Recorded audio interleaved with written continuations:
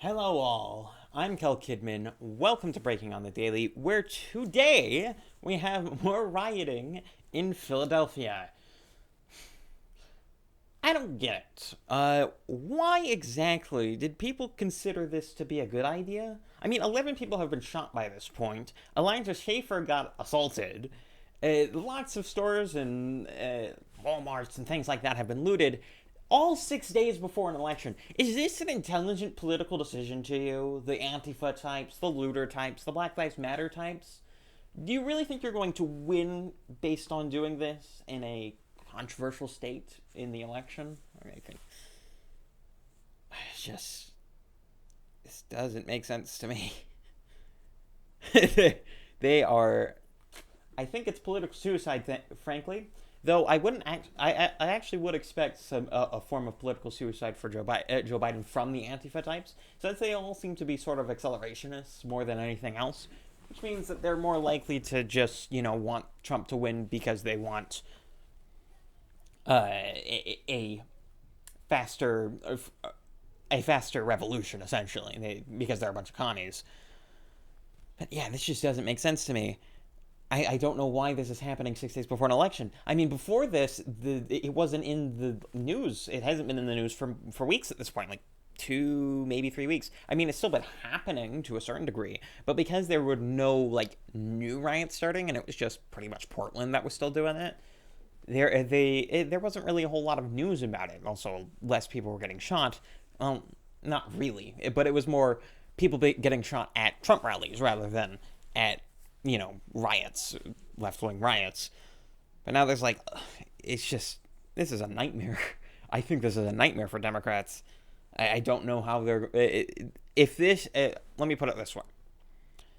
If Biden did not lose Pennsylvania based on the oil comments, he's losing it based on this. More this time potential riot news. The Texas governor, Greg Abbott, is planning to deploy the National Guard to a bunch of California satellite cities. So essentially, on election day, I think after election day, actually, he's planning on putting a bunch of people in all of these cities that have had a bunch of California refugees come in because, well, he expects them to riot because the state still doesn't want to follow their communist whims. So, yeah, this is good. I mean, people are saying, oh, voter suppression, whatever, but having that sort of thing out in sort of a controversial election, I'd expect that from any sort of jurisdiction. I'd expect any jurisdiction to do that. It's entirely predictable, first of all, and I don't think there's any moral problem with it otherwise. So yeah, I don't know. This isn't really a huge story, but anyway, on to the next one. Today, Google, Facebook, and Twitter, the CEOs, are going to gather on Capitol Hill for hearings over censorship. This comes as Republicans are now getting more serious about actually changing 230. This really needs to happen. I mean, the 230 changes, they've been necessary for years, and you have a lot of the commie good conservative types, the types who are talking about how they want government oversight, regulatory commissions on social media, which is really unnecessary. Reason being, social media websites inherently have a legal liability protection, and that being what comes from 230. So the simple solution is to limit that liability down to actual platforms rather than having pseudo publishers and things of the like infecting these platforms like they have for Google, Twitter, Facebook, those types. And an interesting thing about it is that they're specifically going to go after things like fact-checking, editing posts by the actual platforms themselves. And I understand this. I don't think that would actually fall under Section 230 protections in the first place, honestly. I mean, I'm fairly sure you could sue Facebook or Twitter for outright incorrect fact-checking, despite the fact that they're supposedly using third-party fact checks the fact that they are editing your post, Facebook or Twitter is editing your post specifically, should be evidence enough that it's not that Twitter or Facebook is actually making the statement, especially when they're like notifying those who are sharing the post, which you've seen a lot of all over the place. So that's something that really needs to be worked out, even more than I'd say the censorship, the straight up censorship stuff, because the censorship stuff is more, it's more out there, it's more all in your face, whereas the fact checking is more subtle. And I like it. I hate it even more. It's a huge problem. On to our next story. Hunter Biden's former associate comes out and calls Joe Biden a liar. Now, as I've stated before, you need to be clear about what you're actually covering, what you're actually talking about with regard to the Hunter Biden stuff. You need to only talk about the stuff that has a direct connection to Joe Biden. The lascivious stuff with Hunter Biden, it's important. It's things that are necessary to talk about and are things which do reflect badly on Joe Biden. But they give the Joe Biden fans an easy out, that being, oh, that's Hunter Biden doing it. It has nothing to do with Joe Biden. But the stuff that actually matters from this, being the foreign deals that Joe Biden actually had a hand in, and that we know he has a hand in at this point. I mean, it's been confirmed by the Ukraine government. It's been confirmed by this guy Bob Alinsky. It's been confirmed by all sorts of people that Joe Biden, he was involved in these dealings. Not only after the actual after he was a private citizen, after he stopped being vice president, but while he was vice president with regard to the Ukraine thing. So you need to keep that in mind. All of the business dealing stuff is what's important. If you get distracted with the lewd stuff, if you get distracted with all of the stuff that's coming out with regard to Hunter Biden maybe being a pedophile and all that, you're going to miss what the actual important part of this story is, and the part of the story that's much harder for those on the left to deny. And once again, being the corruption, the corruption stuff, the foreign dealings. That's what you need to focus on. That's what you need to harp on if you're on the right, or if you're just someone who doesn't like Joe Biden and you're trying to actually get this story out there. That's what you need to focus on, because the lascivious stuff, people aren't going to respond to that very well. On to more COVID news. We have Dr. Fauci warning that early COVID-19 vaccines will only prevent symptoms and not block infection. Okay, I mean, you have all sorts of germs and stuff in your body that are infecting you all the time. I need to ask at this point, why do I care about anything else other than the symptoms? Why do I care about the infection itself? I mean, if I have a cold, but I don't feel it at all, like if I have a cold and I'm infected with a cold in my body, but I don't feel it at all, I don't have any symptoms, why do I care? Why do I care? This has been my argument about COVID the whole time, is that, like 65% or something of the cases are asymptomatic. If that's the number, why do I care if I get it? Why do I care? It's very clear at this point that lockdowns are just untenable. You can talk about the rise in suicides, the rise in, economic depravity, the increasing of the wealth gap, which you would think the leftists would actually care about, but apparently they don't, to all sorts of other things, degradation of freedom, all that sort of stuff. But even beyond that, it doesn't seem to help all that much with regard to the virus, especially when it's just a delay tactic. I think we've delayed enough, frankly. We have therapeutics, all right? Remdesivir has been used as a therapeutic and has been approved by the FDA. We have all sorts of those sort of therapeutics. I mean, hydroxychloroquine has become less and less controversial as a treatment for COVID as time has gone on. You keep getting more and more of this stuff. We know more and more about this disease. So there's no point in lockdowns, even if you accept the premise that they actually help with regard to spread, which I don't, by the way, as I think I've made myself clear in the past. And even beyond that, masks become almost an untenable solution because, well, most people who are going to get this thing aren't going to have any symptoms. I mean, and most of the people who would actually care about getting this thing, the sorts of people who have pre-existing conditions or are super old, at this point really is a pre-existing condition, shouldn't be walking around a lot anyway. They shouldn't be interacting with as many people as much anyway. That's just how that should work. We should take our this has been my thing pretty much this entire time. We should take our advice from Sweden.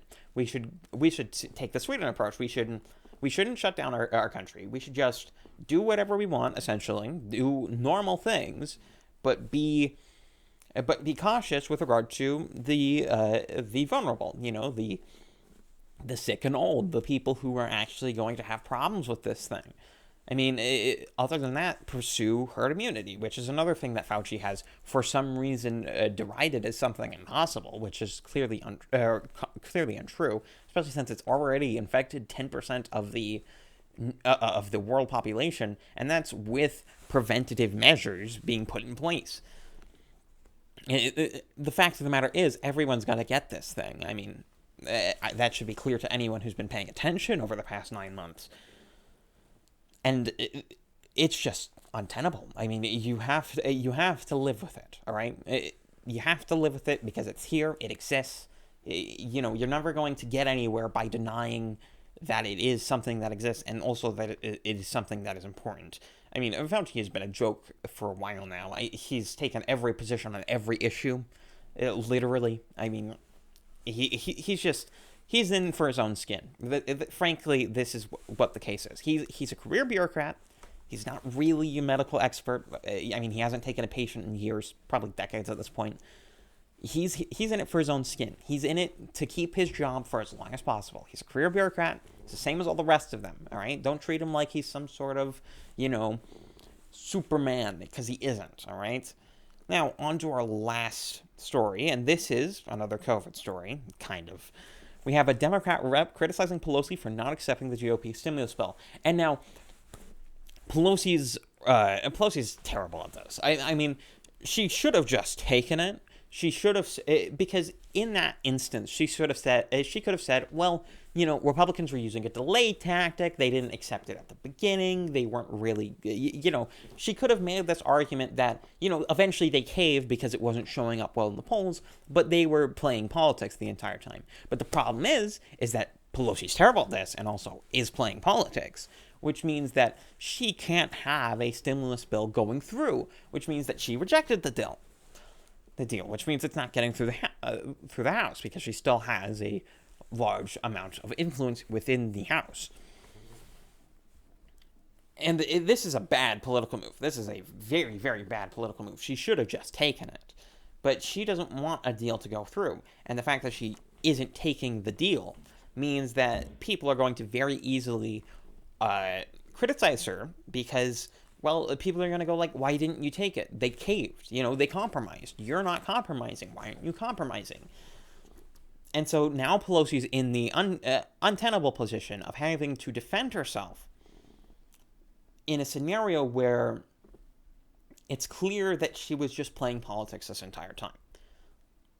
And this is really, really bad for Pelosi. I don't think she's going to get herself out of this, and I think it actually threatens the Democrats in the House, especially, once again, 6 days before an election.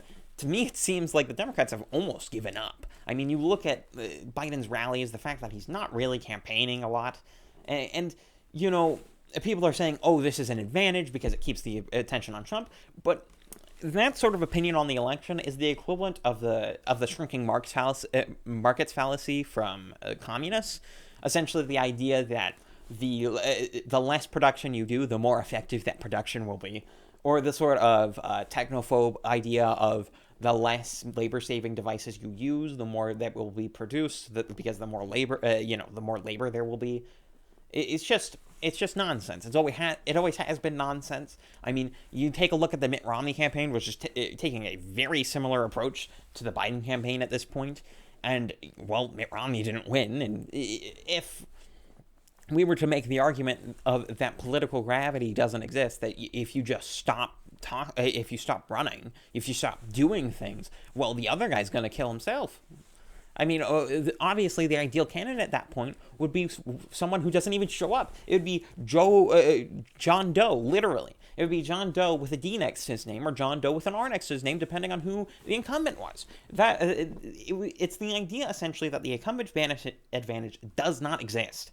And if we even are to accept that not campaigning is an advantage, the incumbent advantage should obviously cancel that out.